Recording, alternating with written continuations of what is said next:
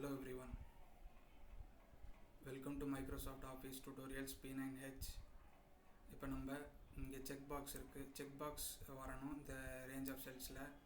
இங்கே செக் பாக்ஸில் நம்ம டிக் மார்க் கொடுத்தோன்னா இங்கே ஹைலைட் ஆகணும் இந்த செல்லில். இப்போ ஃபார் எக்ஸாம்பிள் இந்த ரேஞ்ச் ஆஃப் செல்ஸில் செக் பாக்ஸ் கொண்டு வர்றதுக்கு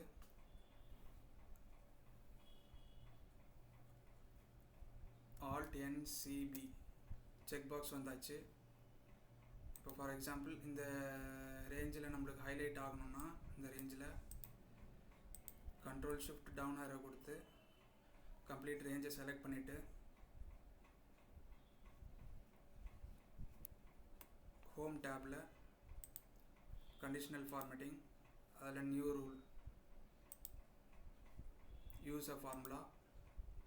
இப்போ ஃபார்மேட் வேல்யூஸ் அந்த பாக்ஸில் ஈக்குவல் டு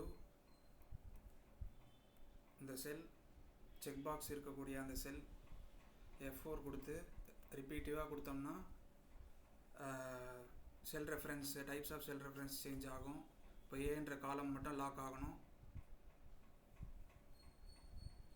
மிக்ஸ்டு செல் ரெஃபரன்ஸாக கொடுத்துட்டு ஈக்குவல் டு ட்ரூ கொடுத்துட்டு ஃபார்மேட்டில் போயிட்டு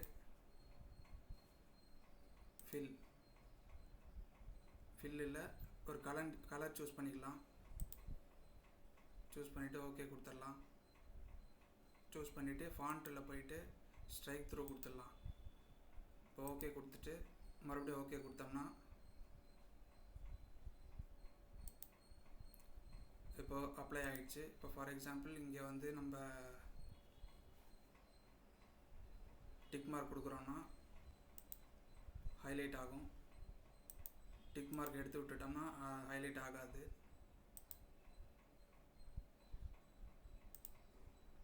இந்த மாதிரி நம்ம டாஸ்க்கை ரிப்பீட்டேட்டிவாக இருக்கிற டாஸ்க்கை இந்த மாதிரி வச்சு அனலைஸ் பண்ணிக்கலாம்.